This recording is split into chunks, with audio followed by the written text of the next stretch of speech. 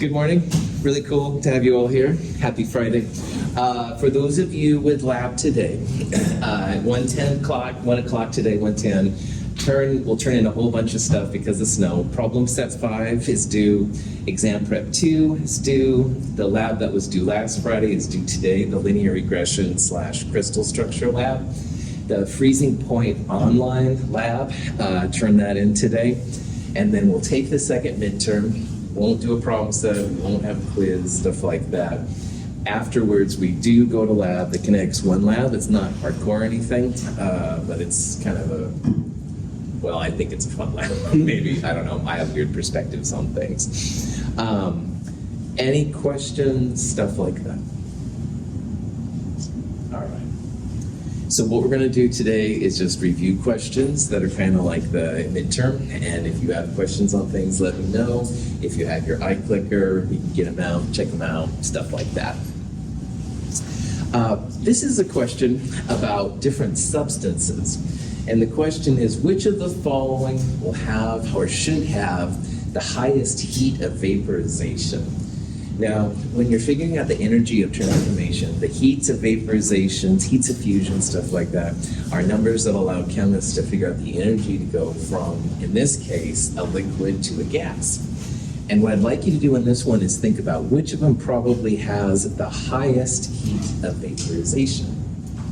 So make your best guess, and we'll talk about it here in a little bit.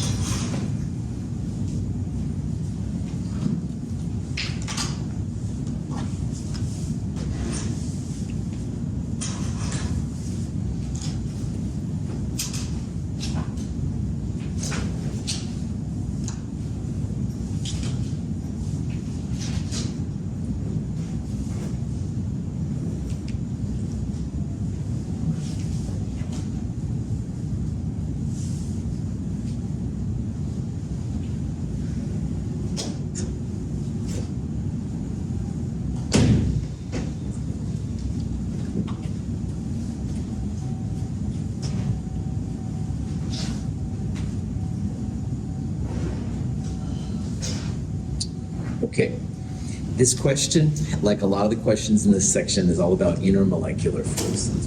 Intermolecular forces, those forces that connect molecules together, and they make the difference between a molecule which boils easily and a molecule which boils harder. So as an example, none of you picked, and I'm pleased, none of you picked F2. F2 is nonpolar, so that would have induced dipole, which is the weakest of all the forces. B, C, and D all have hydrogen bonding though, and that's one of the stronger forces that's out there.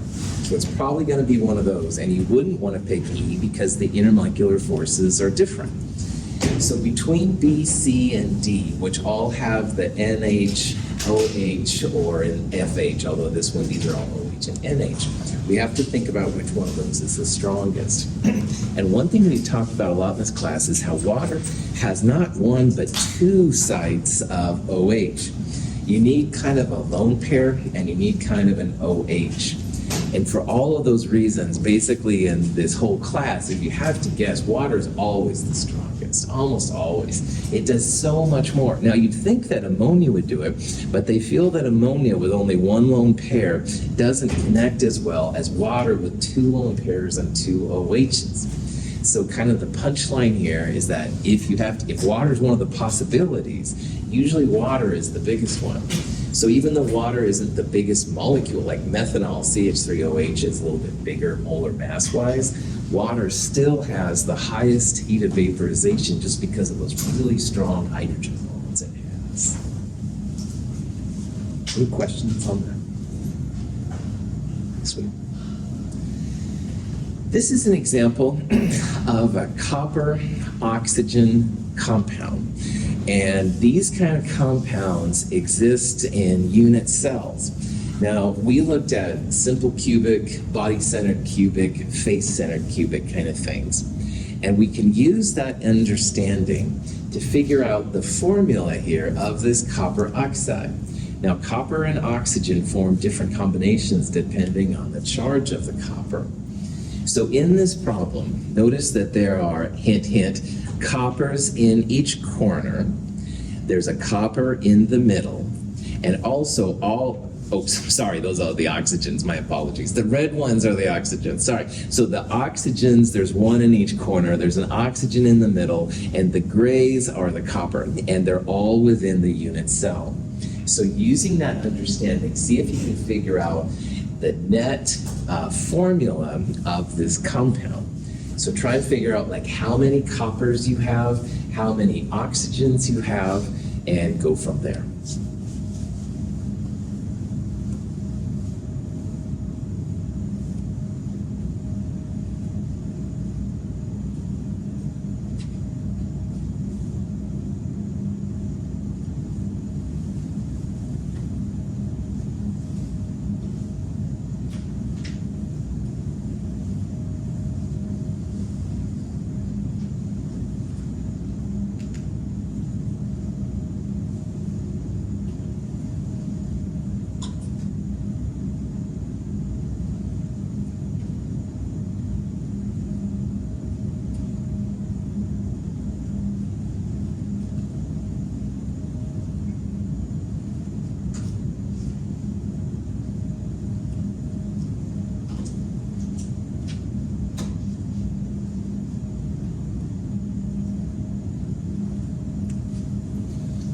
On a problem like this, I try to think about the numbers of coppers and oxygens that are in the cell right there.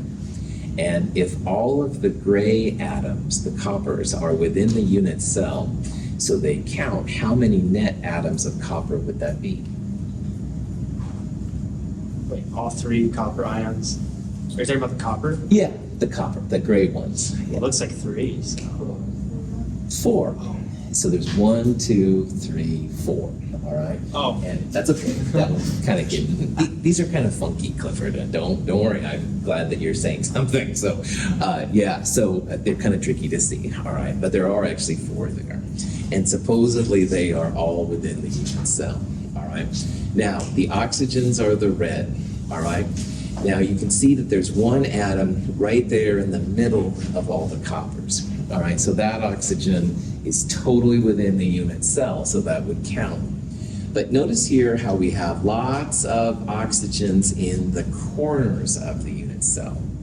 Now, if you have an atom in the corner of a cell, how much of that atom is actually within the unit cell? An eighth. An eighth. Nice job. 1/8 is what each of those atoms represents, and there's one right there. So there are 8 corners, 4 on the top, 4 on the bottom, so 8 total. 8 times 1/8 is, of course, 1 oxygen atom, 1 oxide. And there's also 1 inside there.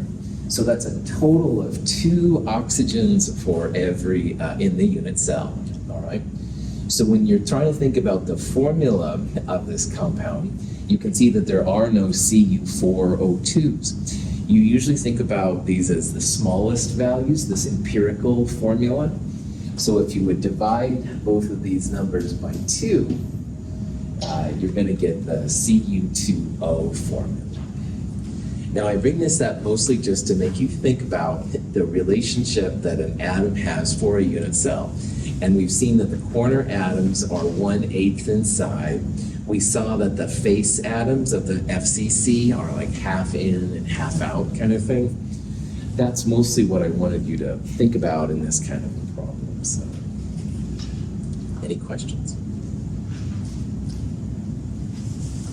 Okay, here's a phase diagram. All right, it shows all the conditions of solid, liquid, and gas or vapor for oxygen. And the question is in this problem, what is the name of the point at a pressure of 2 millimeters of mercury and a temperature of 54.34 Kelvin? And the question is, what is that name? And unfortunately, it's not the freak out point. I'm sorry, so.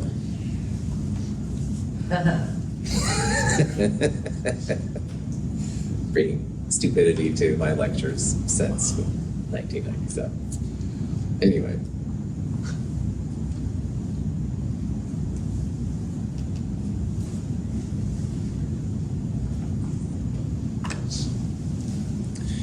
Good. I'm going to use this problem to talk about what all these things are. The normal freezing point and the normal boiling point, if you see the term normal, that means that it's referencing it to 1 atmosphere of pressure. And 1 atmosphere of pressure is 760 millimeters of mercury. So the point where the solid goes to the liquid or the liquid goes to the solid at 1 atmosphere would be right there. So that would be the normal freezing point, the normal melting point of the compound. And then likewise, if you keep going over here, this point where you go from a liquid to the gas, everything on the right is a gas, that would be the normal boiling point, all right? The point where the stuff begins to boil. But like all of you saw, which is awesome, this point down here is called the triple point. It's where the intersection of that Y, if you will, is, and that's where in theory you have all 3 phases. So at that point you would have solid oxygen, liquid oxygen, and gaseous oxygen all in the same place. And all substances have triple points. They're usually rare. I showed a video, I think it was of cyclohexane or something like that, but it's kind of a cool thing that you can manipulate around. A critical point is something we didn't talk about, but if you pressurize something high enough, liquids begin to get more like gases. And a critical point is used sometimes, for example, in decaffeinating coffee. So if you have decaf coffee or you drink sodas and stuff with caffeine, a lot of times that comes from critical point CO2. But that isn't anything we talked about. The triple point is what I wanted to get across here. Questions? Now, here's a question that we went over in lecture, but I do want to go over it just again real fast. It says, which of the statement is true regarding the densities of solid and liquid oxygen? And it has to do with this line right here. So see if you can go through these and figure out which of those would be the best answer.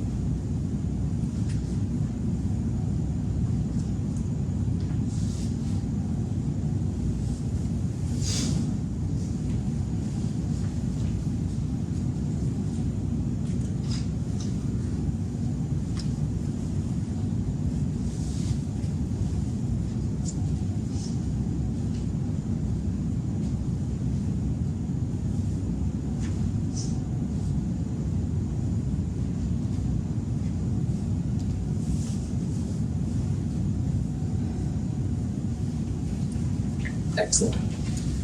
In lecture, we talked about the differences between a phase diagram for something like water versus a phase diagram for most compounds, which includes oxygen.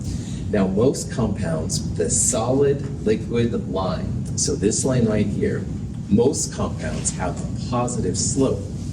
On the other hand, water and a couple of other compounds, their solid liquid line has a negative slope, increases up to the left versus up and to the right. And the way I think about it is that most compounds, if you place the solid phase in the liquid phase, the solid goes to the bottom.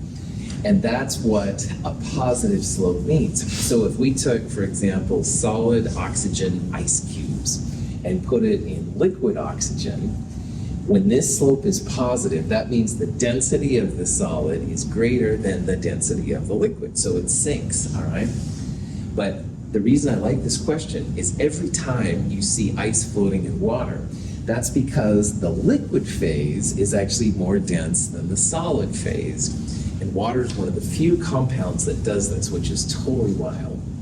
But for a problem like this, you look at this line right here, and if it has a positive slope, if it's increasing up and to the right, that means that the solid is more dense than the liquid. It's pushing on the liquid. That's how I think about it.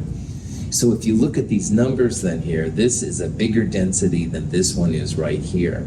And this is for the solid. We want the solid to be more dense than the liquid, so B would be the best answer. So, any questions?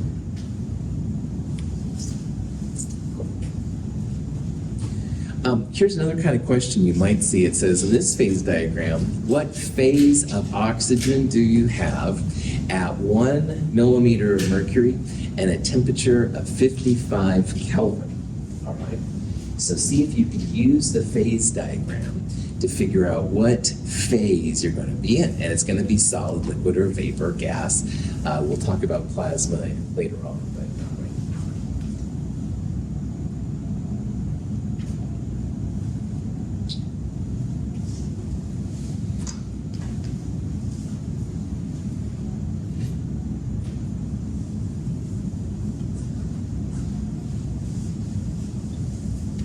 Excellent. You're all on top of that. Nice job. So again, just reading the graph is what this is all about. 1 millimeter mercury would be about right there. And you just go over at 1 millimeter until you get to 55. So this is 54.8. It's got to be right in there somewhere. And what all of you saw correctly is that this is the vapor or gas phase. All right. So you can literally just read these graphs then to find out what phase of oxygen you're at. Any questions?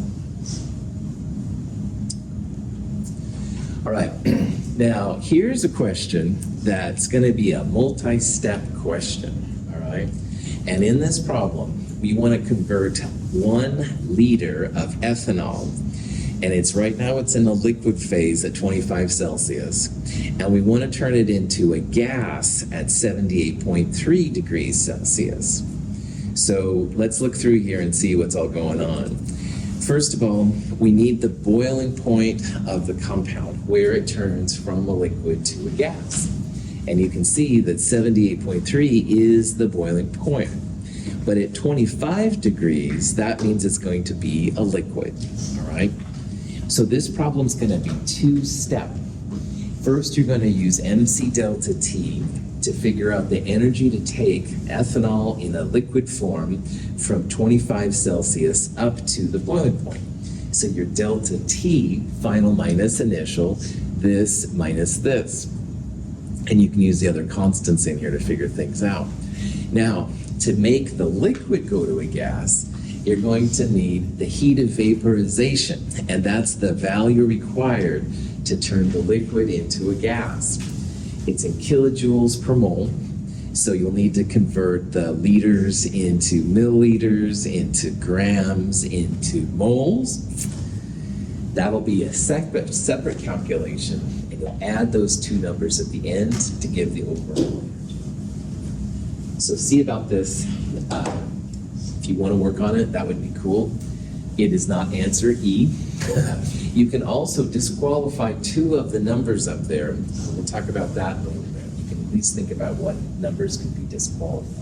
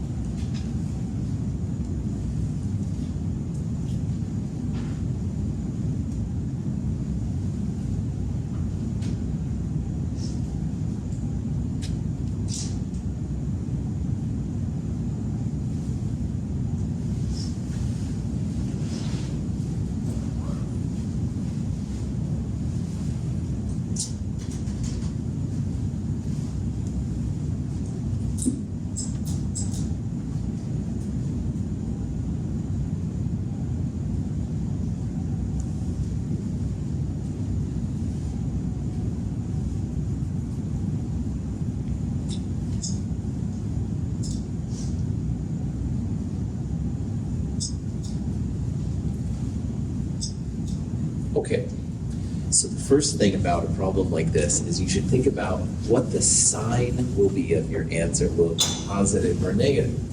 And anytime you're going from a solid to a liquid or a liquid to a gas, you have to break some set of intermolecular forces, and that will take energy, all right? So solids to liquids, liquids to gases, even solids to gases, always positive numbers, always positive answers, endothermic, all right?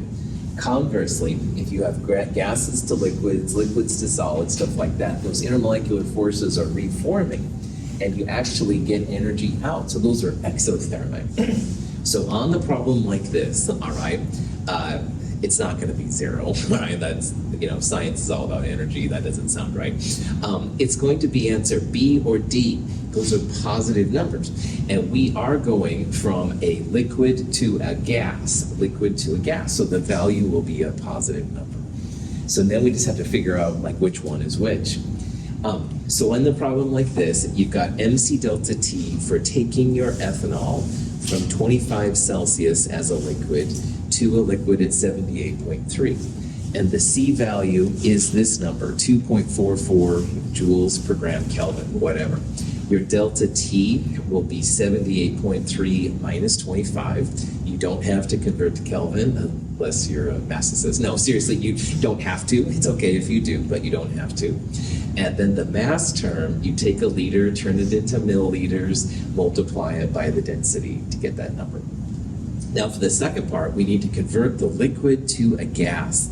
And that's one of these mass times the heat of something kind of reactions. And these are like all over the place. This particular one, you're going to use this number. That's the heat of vaporization. It's in kilojoules per mole. So the reason I put everything in quotes is because sometimes the mass is just grams and sometimes it's moles. But you've got to get rid of the mass term. You have to have an energy plus an energy to get to the final answer. So using that gram number from before, turn the grams into moles, multiply it by this number, and you'll have so many kilojoules to make your liquid turn into a gas. And then you'll add those together, the value will be positive, et cetera, et cetera. Yeah. The heat capacity is in joules, but the rest of them are in kilojoules. Yep. We need to. You've got to be really attentive. Totally, yeah. So turn like these answers are all in kilojoules, so turn the MC delta T joules into kilojoules before you add them. Absolutely, yeah. Otherwise it'll look like you have this like massive number plus a smaller number, and in reality they're not that different and stuff. So the MC delta T is for the liquid to gas transformation, or? Cool. Delta T means you have a change in temperature, Clifford. And if you have a change in temperature with these kind of rules, you're not changing the phase. All right. So this means MC delta T will be for heating your liquid, but it still is a liquid at 78.3. All right. So imagine that you have a liquid at 25 and you add energy to it, but it's still a liquid at 78.3. That's what this part here is all about. This is for turning the liquid to a gas, all right? And there's no change in temperature, so it's flatline and supposedly according to temperature and stuff. That's a really good distinction. If you have a delta T, you're not changing phase. You're keeping it as a liquid in this case, or as a solid, stuff like that. Okay. Cool, good questions. Other questions? All right, so punchline, it's answer D and stuff like that. Here's what I did. Totally noticed that the answer that comes out of MC delta T initially is in joules, and you've got to convert that over into kilojoules. So there's 1,000 joules per kilojoule. And again, that's what this part is right here. Now these heat of vaporizations are all over the place. This one's a kilojoules per mole. Sometimes they're joules per gram, all right? You've got to use the values that are given to you. So in this case, turn the grams into moles. Moles times this number gives you kilojoules, and you add them together to give the overall energy. And again, at the end of the day, it had better be a positive number, because you're adding energy to heat it up, you're adding energy to break those intermolecular forces, become a gas. Questions? Yeah, Chi. We have to use the grams from the density for the first part. So you start with a liter, and a liter you can turn into milliliters. 1,000, that's a good question. 1,000 milliliters per liter, all right. And yeah, all of these, like the 2.44 has grams in it, so you've got to use grams, all right. And this crazy thing has moles, which comes from grams, so do the grams to moles thing. Absolutely, right. Good question again. Other questions? All right, this last chapter is a bunch of concentration units. And none of these concentration units are crazy hard, they just take some practice. So this is the kind of question you might see. We've got 92 grams of ethanol. Drinking alcohol, I seem to have a problem with this here all the time. But anyway, 92 grams of ethanol, 270 grams of water. What is the mole fraction of the ethanol in the solution? So mole fraction is moles of, in this case, ethanol, divided by moles of ethanol plus moles of water. See if you can figure out what the number is. We'll go from there.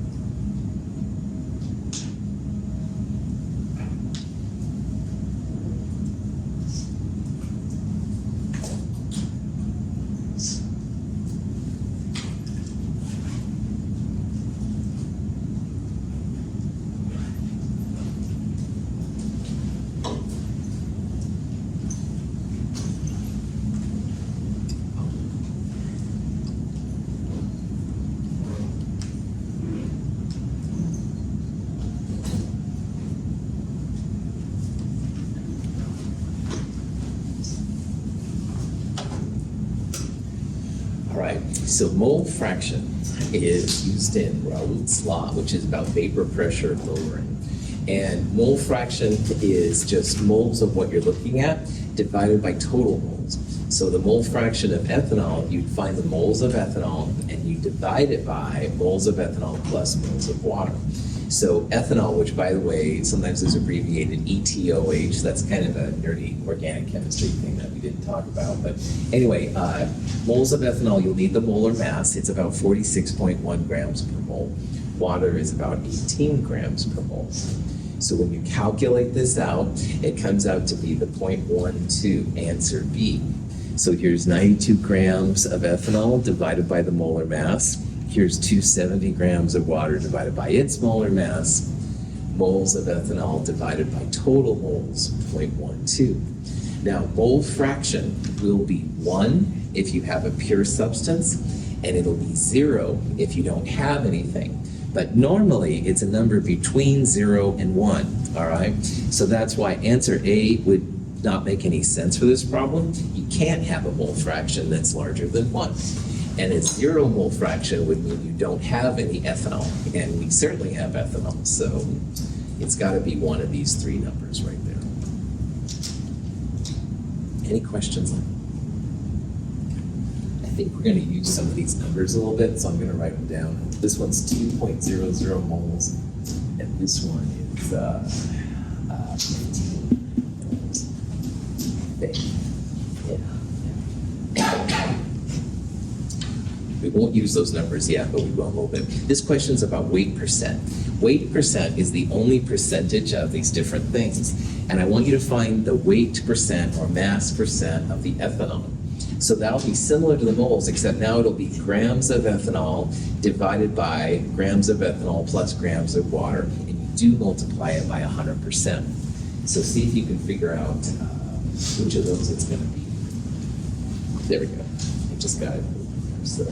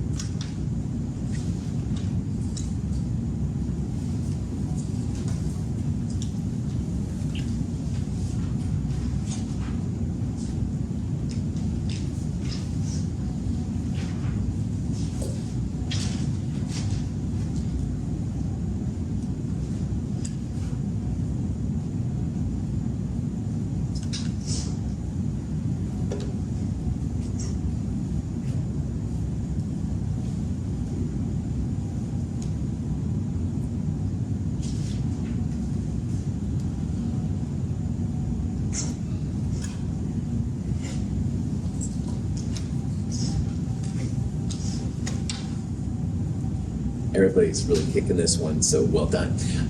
Weight percent, which is also mass percent, grams of what you're looking at, divided by total grams times 100%. 100% something would mean you have only that compound. So it won't be answer E, because we have more than water, more than just ethanol. All right, if you had just water or just ethanol, then it would be 100%. But anyway, just take the grams of what you're looking at, ethanol, divided by the total grams, so 270 plus 92 times 100%, 25.4%. Any questions? How would you quickly find the weight percent of water? 100 minus. Nice job, 100% minus that, that's right. If you only have 2 components, A plus B equals 100%, you're good to go. In the last problem, I didn't mention it, but with mole fractions, mole fraction of ethanol plus mole fraction of water equals 1. So whatever that number was we calculated earlier, 1 minus that would give you the mole fraction of the water. Cool. Here we go. This question's about the molality of the ethanol, all right? And molality is moles of solute, 2.00 from before, that's why I wrote it up, divided by the kilograms of solvent, all right? So see if you can use that information to figure out what the molality is going to be. And again, the moles is 2.00 moles from before.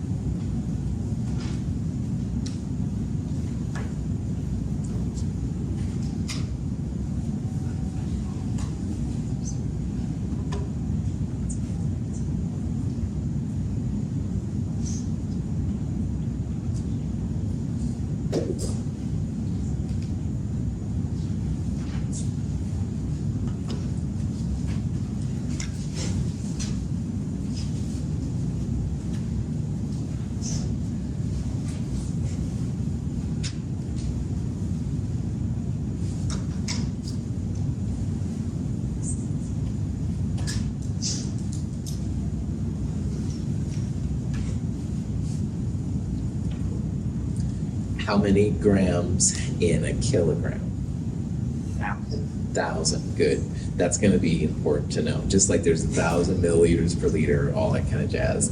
So in this problem, moles of ethanol divided by kilograms of solvent, kilograms of water.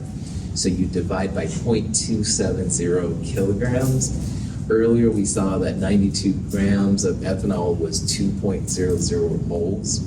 So moles divided by kilograms, 7.41 molal would be the value. Any questions on that? Okay. Now, in this question, we're after the molarity. All right, same kind of problem, but this time it's molarity. Now, I'm going to write the molality up from before, and I'll talk about why that.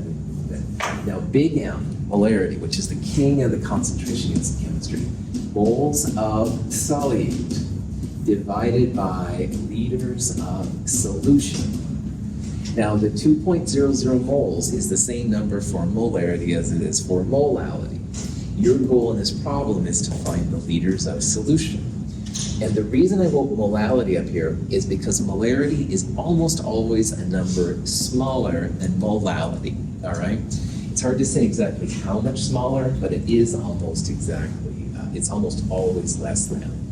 So use those things as a reference. We will need the density of solution here because we have to go from a mass to a volume. The liters is a volume. All the other things we had were masses, kilograms, moles, stuff like that.